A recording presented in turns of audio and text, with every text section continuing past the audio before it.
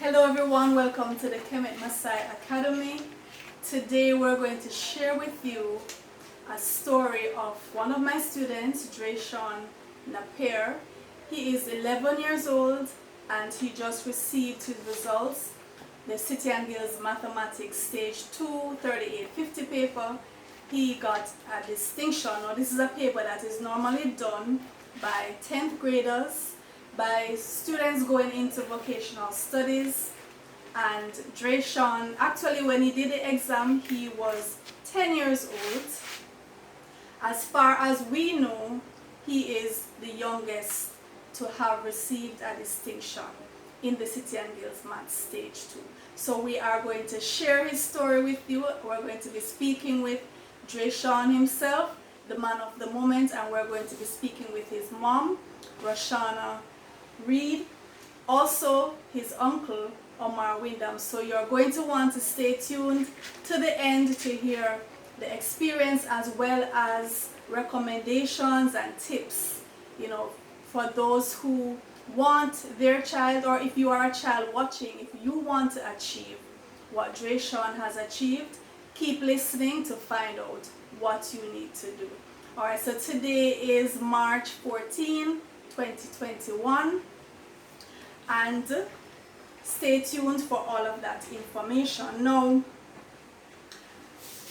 remember, before we go any further, if you have not yet subscribed to the Kemet Maasai Academy, now would be an excellent time for you to do so.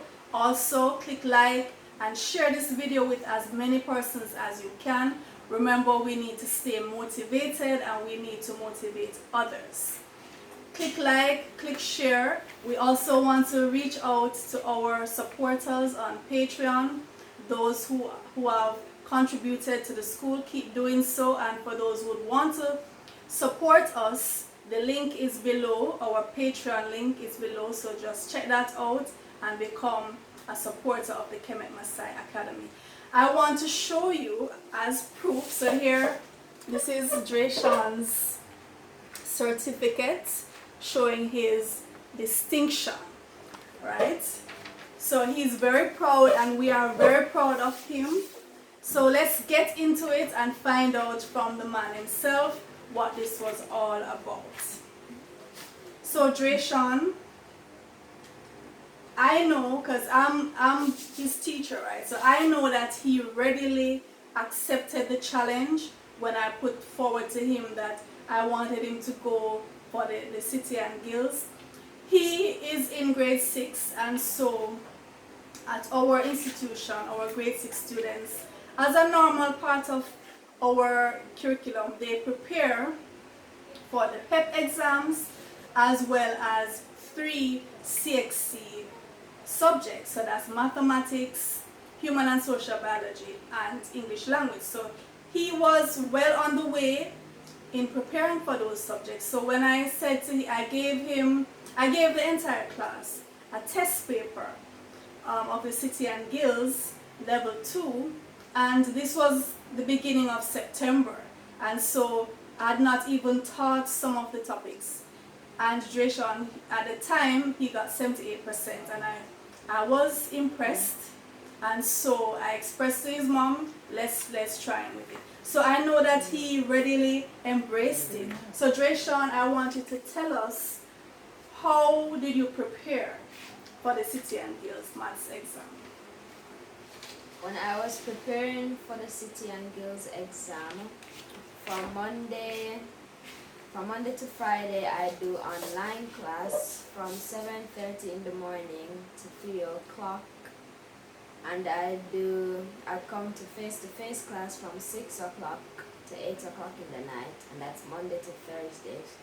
And on Friday, I'd also still do the online class in the morning, 7:30 to 3, and go class 3:30 and finish at 6. And on Saturdays, I'd come class in the morning at 8 o'clock and finish at 3 o'clock. Okay.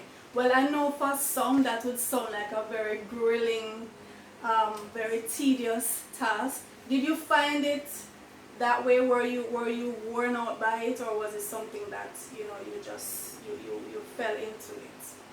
Yes, I fell into it. Alright, so our students at the Kemet Maasai Academy, they are very used to this kind of routine, right? So you see Dreshan, it's just something that he took on, right? And we were actually, in our preparation, he was working with the stage 2 as well as the stage 3 papers, and he was getting 90s and 100s. So I'm almost positive that if we had signed him up for the stage 3, he would have gotten a distinction.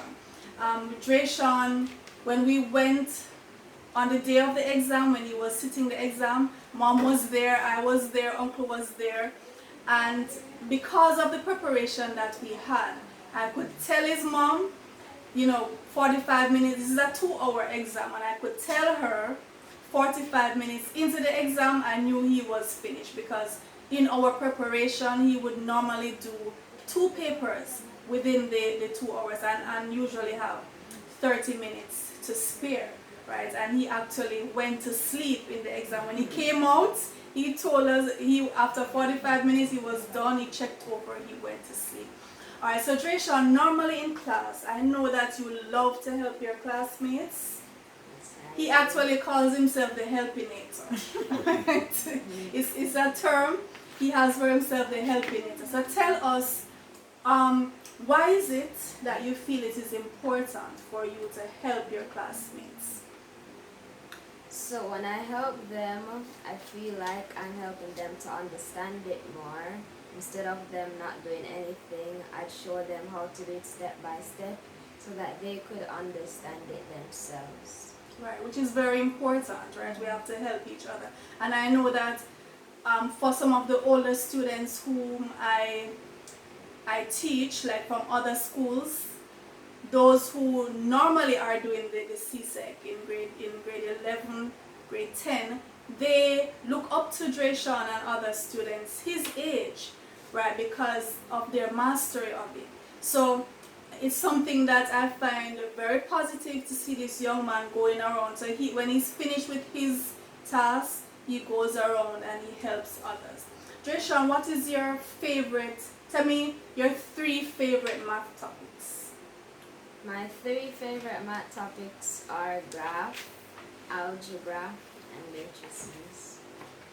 And what would you say is your most challenging math topic? Trigonometry. Okay.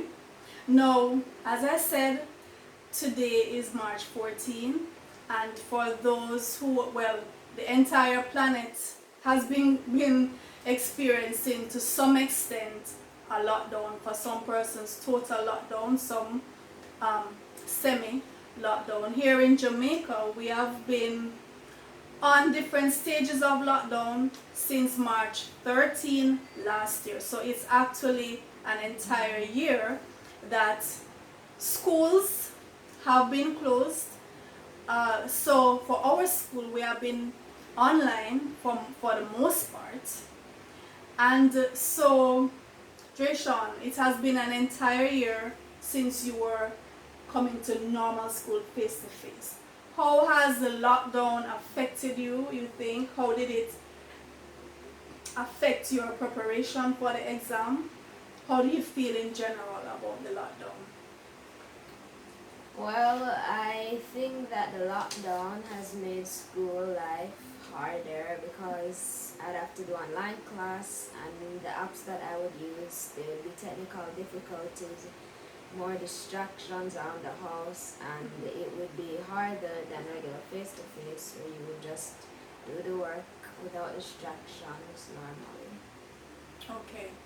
And for those of you who might be saying, well, this is a gifted child, this is an exceptional case, I would like you to understand this is a totally normal child. He does everything a normal child does. He loves his games, he loves video games, and we have to be stern, just like any parent or teacher has to be stern. We have to keep guiding him. Dreshan, how did you manage to balance studying with, we know you love your games, so how is it, did you find it that you had to choose, or how is it that you found a balance to still achieve the distinction, and maintain your childhood, especially given the crisis that we're in. So the 6 days that I do class, I will do school straight. When my school is finished, I don't usually play anything. I'd either be doing homework or eat or go and bathe. So on the weekends now, when I'm free, on like for example a Sunday, I would play my video games along with sometimes studying, doing online things and studying like CSEC Math papers. Okay, very good. So guys, it's a normal child. If you are a normal child, if you have normal children, they can achieve what Dreshan has achieved. It just takes commitment to the process, it takes balance, and it takes, you say, the teacher, the parent, and the child. When all persons are on board and the support system is strong, magic can happen, right? Alright, so Dreshan, I'm going to go on now and speak to your mom. Right, so Russhana, welcome. You are no stranger to us, right? So Dreshan has been with me since he was knee-high to a grasshopper, right? So Russhana is no stranger to us. We are introducing her to you guys now. So Russhana, how did you find the school? Well, I found this school, what year would that be? Dreshan was about, initially, I think Dreshan was about 3 when I was first introduced somewhat. I think I was watching the CMAT Sunrise program, and you were on it with your son Kuti at the time, who achieved 6 CXC subjects while he was in grade 6, homeschooled here. So that's when I first knew about the school, and I was adamant that I must locate this school. When I heard it was in Portmore, I was like, okay, so we need to find it. So I remember it really took me over a year. I was actually trying to find this school with another friend of mine. I just managed to find it first, and I did introduce it to her as well. So I found Kemet Maasai, could have been a year after, because Dreshan was enrolled in a regular basic school in Portmore at the time. When I reached out to Miss Kamau, it was during the summer holiday. So she agreed to take Dreshan. I think Dreshan stayed for about 3 weeks, if that much. It wasn't more than 3 weeks. And he came here and he did the summer program. When the summer program ended, at that point I was like, how do I send back this child to a basic school? He was way advanced. He's not doing a 1+1 or 2+2. He was doing graphs, like plotting graphs and all of that. So of course I pleaded and I begged Miss Kamau to accept Dreshan. Of course, she said she normally accepts them at age 5. He wasn't 5 as yet. But I think something spoke to her somewhere down there, and I'm not sure what it was. And she decided that she would have taken him September. So when she's talking about Miss Kamau, this is Miss Kamau. Miss Kamau. Because right? So you're talking as if it's somebody out there. Third person. So this is Kamau right here. Right. So I asked her if she was able to take Dreshan, even though he hasn't gotten to the age of acceptance, which is 5, and she agreed. So, by that time, being the mother that I am, normally where books are concerned, I try to buy those in advance. So, of course, I bought all the books for his previous basic school. So, when I went back to that school, I had to donate them because they wouldn't give me a refund for the uniforms, anything. So, you say, you know what, I'm not turning back. I'm on a mission, so I'm going to go ahead and I donated all of those stuff to the school. And I pressed on. So Dreshan started here that September. He would have been 5 in November. So he was like 3 months away from his 5th birthday. So that's basically how I knew about the school and how we started. Okay.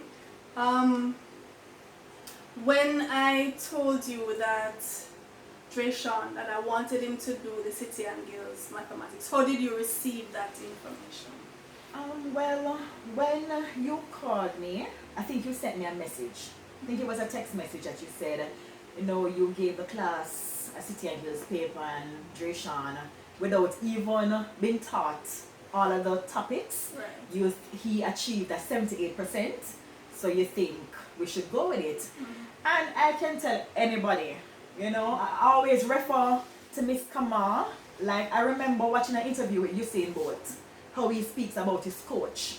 And for Usain, it was always, whatever the coach says, that's what I'm going with. And that's like me with Miss Kamau. So if Miss Kamau says we're going to do it, all hands down, I'm ready.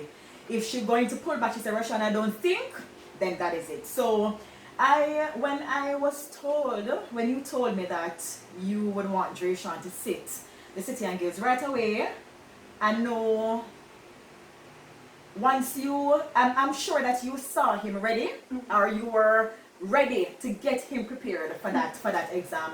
And as such, I was fully ready to support in whatever way I could.